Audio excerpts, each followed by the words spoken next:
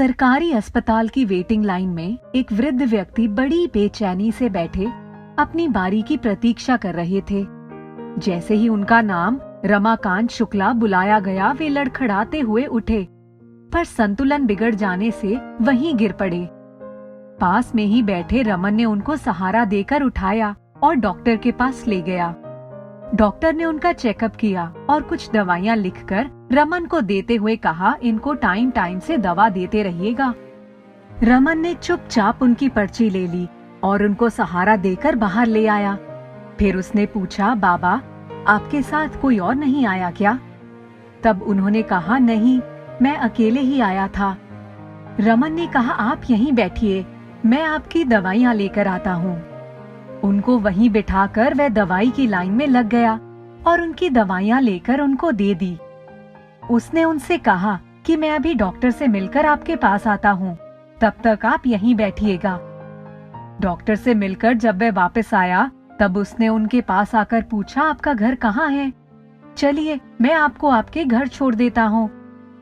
पहले तो वे थोड़ा सकुचाए, फिर धीरे से आकर उसकी गाड़ी में बैठ गए। रमन ने बताया कि मैं डॉक्टर के पास एक सर्टिफिकेट लेने आया था। रमन ने पूछा, आप कहाँ रहते हैं? तब उन्होंने जिस जगह का नाम बताया वो उसके घर के पास ही था। उन्होंने बताया कि वे स्टेशन मास्टर थे, 5 साल पहले रिटायर हो गए थे। उनको छोड़ने के लिए उनके घर के पास गया और उनको सहारा देकर उतारा। तब उन्होंने अपने पॉकेट से घर की चाबी निकाली। रमन ने ही ताला खोला और उनको अंदर ले गया। रमन ने पूछा कि आप अकेले रहते हैं? तब उन्होंने बताया कि 2 साल पहले उनकी पत्नी का स्वर्गवास हो गया था। उनका एक बेटा है, वह कनाडा में रहता है, और एक बेटी जो कि सिंगापुर में रहती है। रमन ने पूछा, बाबा आप अपने बेटे के पास क्यों नहीं चले जाते? तब उन्होंने बताया कि मैं और मेरी पत्नी एक बार बेटे के पास गए थे, लेकिन मेरी बहू हम दोनों को बिल्कुल भी पसंद नहीं करती। उसकी इच्छा थी कि हम इस मकान को बेचकर सारा पैसा उसे दे दें और वहां चले जाएं। लेकिन मेरी पत्नी पुष्पा ने साफ मना कर दिया था। उसने कहा था, नहीं, ये घर ही हमारा संबल है, इसीलिए मैं इस घर को बेच भी नहीं सकता। मुझे जो पेंशन मिलती है उसी से मेरा काम चल जाता है। आपका बेटा कभी आता नहीं? रमन ने आश्चर्य से पूछा। शुक्ला जी ने बताया कि उसकी माँ मरी थी, तब वे अकेला ही आया था। तब भी उसने यही कहा था, इस घर को बेचकर आप मेरे साथ चलिए, लेकिन मैं नहीं गया। रमन ने कहा, आपकी तबीयत खराब है, यहाँ आपकी देखभाल करने वाला कोई नहीं है। कम से कम आप अपने बेटे के पास रहते तो आपको दवा के लिए अकेले सरकारी अस्पताल में धक्के नहीं खाने पड़ते। तब उस वृद्ध व्यक्ति ने बताया कि मैंने उसको बहुत बार चिट्ठी लिखी, लेकिन वह किसी चिट्ठी का जवाब नहीं देता। एक बार मुझे पता चला कि उसकी पत्नी उस तक कोई चिट्ठी पहुंचने नहीं देती, और मैं उसको क्या दोष दूं? मेरी चिट्ठी मिले या ना मिले, उसका भी तो फर्ज बनता है कि कभी फोन करके मेरा हालचाल ही पूछ ले। लेकिन अब वह बहुत बड़ा आदमी बन गया है, उसको किसी के सामने मुझे अपना पिता कहने में शर्म आती है। रमन ने उनको दवा दी और पानी लेकर आया। पानी पिलाया। उसके बाद वह बोला, अच्छा बाबा, आप दवा खाकर सो जाइए, दरवाजा लगा दीजिए, मैं फिर आऊंगा। ये कहकर वो चला गया। लेकिन सारी रास्ते उसके दिमाग में एक ही बात घूमती रही। माँ बाप अपने बच्चों को पढ़ा लिखा कर उनका भविष्य संवारने के लिए सब कुछ दांव पर लगा देते हैं। बदले में उनको क्या मिलता है? जीवन भर की कड़ी मेहनत का यही नतीजा मिलता है कि वे अकेले रह जाते हैं। लेकिन कभी कभी इसमें माँ बाप का स्वार्थ भी होता है। अपनी अधूरी इच्छाएं अपने बच्चों के रूप में पूरी करना चाहते हैं और उन्हें पढ़ा लिखा कर एक योग्य इंसान बनाने के लिए अपना सब कुछ दांव पर लगा देते हैं। बच्चे जब बाहर चले जाते हैं तो उनको साथ रखना चाहते हैं, तो वे जाने से मना कर देते हैं, यहाँ बैठकर उनको कोसते हैं। यही सोचते सोचते वह घर आ गया। रमन की माँ शारदा उसका इंतजार कर रही थी। आते ही बोली, इतनी देर कहाँ लगा दी? रमन ने उनको सारी बातें बताईं। तब वह बोली, रमन, हमें उनके बच्चों को फोन करना चाहिए। रमन ने कहा, माँ, उनके लिए भी कुछ बना लो, चलो खाना खाकर उनके यहाँ चलते हैं। दोनों ने फटाफट खाना निपटाया और उनका खाना पैक किया, फिर उनके घर चले गए। रमन ने दरवाजे की घंटी बजाई तो देखा दरवाजा खुला ही था। वे जब अंदर गए तो देखा शुक्ला जी अपने बिस्तर पर आंखें बंद किए चुपचाप पड़े थे और उनकी आंखों से आंसू बह रहे थे। रमन ने पुकारा, बाबा उठिए, देखिए मेरी माँ आई है। शुक्ला जी ने धीरे धीरे आंखें खोल दी और शारदा जी की तरफ नमस्ते की मुद्रा में हाथ जोड़ दिए। फिर उठने की कोशिश करने लगे। शारदा जी बोली, अब तबीयत कैसी है? चलिए खाना खा लीजिए। शुक्ला जी ने कहा, मैं ठीक हूँ, आपने क्यों तकलीफ किया? मैं कुछ न कुछ खा ही लेता। आप बहुत भाग्यशाली हैं जो आपका बेटा आपके पास है। शारदा जी मुस्कुराई, बोली, हाँ, मेरे पति तो इसको आगे की पढ़ाई के लिए अमेरिका भेजना चाहते थे, लेकिन पैसों का इंतजाम नहीं हो पाया और 3 साल पहले ही वे हमें छोड़कर चले गए। खैर, अब तो मेरे बेटे को यहीं अच्छी नौकरी मिल गई है।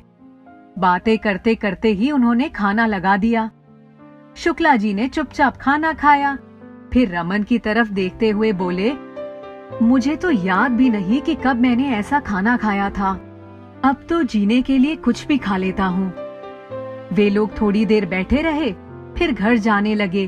तब शारदा जी ने कहा, जब तक आप पूरी तरह से ठीक नहीं हो जाते, रमन रोज आपको खाना दे जाया करेगा। आज से आपको कुछ भी बनाने की जरूरत नहीं है। रमाकांत जी दरवाजे तक गए, फिर आकर चुपचाप लेट गए। मन ही मन सोच रहे थे, इनसे हमारा कोई रिश्ता नहीं है, फिर भी ये लोग कितने अपने लग रहे हैं और अपने लोगों ने पराया कर दिया। पुष्पा कहती थी, हमारे मरने के बाद तो सब कुछ इनका ही होगा, फिर हमें क्यों चैन से नहीं जीने देते। एक ही हफ्ते में रमाकांत जी ठीक हो गए। फिर उन्होंने रमन से कहा, बेटा, तुम लोगों की देखभाल की वजह से अब मैं ठीक हो गया हूँ। अब खाना बना सकता हूँ। कल से सुबह पार्क में टहलने भी जा रहा हूँ। अब रहने दो, तुम लोगों ने बहुत संभाला, लेकिन मिलना नहीं छोड़ना बेटा। रमन घर चला गया। दूसरे दिन जब शुक्ला जी टहलने गए तो शारदा जी भी मिल गई। थोड़ी देर दोनों लोग साथ साथ टहलते रहे, फिर जाकर बेंच पर बैठ गए। वहाँ उन लोगों ने बहुत सारी बातें की।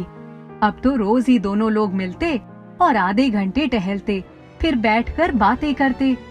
इस बात को 1 साल बीत गए। दोनों परिवारों में काफी घनिष्ठता हो गई थी।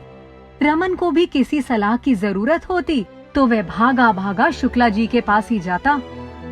रमन अपनी माँ को खुश देखकर थोड़ा निश्चिंत हो गया था। एक दिन वह शुक्ला जी के यहाँ गया और बोला, बाबा, कल रात का खाना हमारे घर पर खाइएगा। शुक्ला जी दूसरे दिन मिठाई का डब्बा लेकर पहुँच गए। खाने पीने के बाद शारदा जी ने कहा, एक बात कहूँ, बुरा मत मानिएगा। शुक्ला जी ने कहा, हाँ हाँ बोलिए। शारदा जी और रमन दोनों ने उन्हें समझाया कि वे अपना घर बेचकर क्यों नहीं बेटे के पास चले जाते। शुक्ला जी ने ठंडी सांस लेते हुए कहा, अब तो जिंदगी के कुछ ही दिन बचे हैं, ऐसे ही बीत जाएंगे। पराए देश में जाकर अपनी मिट्टी पलीद नहीं करवाना चाहता। जिसको मेरी परवाह होगी वो खुद ही आएगा। रमन ने कहा, बाबा, मुझे ऑफिस की तरफ से 1 साल के लिए जर्मनी जाना है। माँ को अकेले नहीं छोड़ सकता। मैं एक बहुत बड़ी बात करने जा रहा हूँ। आप अपना घर किराए पर उठा दीजिए और मुझे ऑफिस से जो फ्लैट मिला है उसमें जाकर रहिए।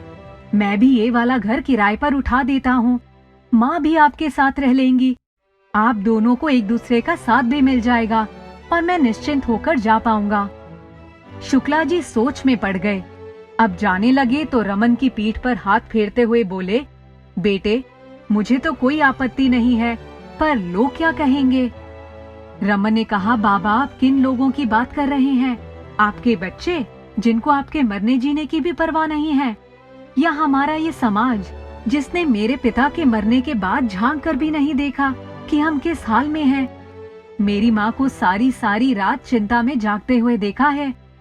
रही मेरी बात, तो मैं खुद चाहता हूँ कि मेरी माँ खुश रहे, और पिछले कुछ दिनों से मैं देख रहा हूँ कि माँ आपके साथ बातचीत करके बहुत खुश रहती हैं। उस रात शुक्ला जी ने एक दृढ़ निश्चय ले डाला। सुबह सुबह ही रमन को फोन करके बुला लिया। शुक्ला जी ने कहा, तुम जैसा चाहते हो वैसा ही होगा। अब 4 दिन की जिंदगी है, मैं भी अकेले रहकर थक गया हूँ। अपना अपना घर किराए पर उठाकर दोनों लोग रमन के ऑफिस से मिले फ्लैट में शिफ्ट हो गए। रमन चला गया था। शुक्ला जी और शारदा जी को एक दूसरे का साथ मिल गया था। ढलती उम्र की सांझ की ऐसी बेला में एक साथी की क्या अहमियत होती है, उन दोनों से बेहतर कोई नहीं समझ सकता था।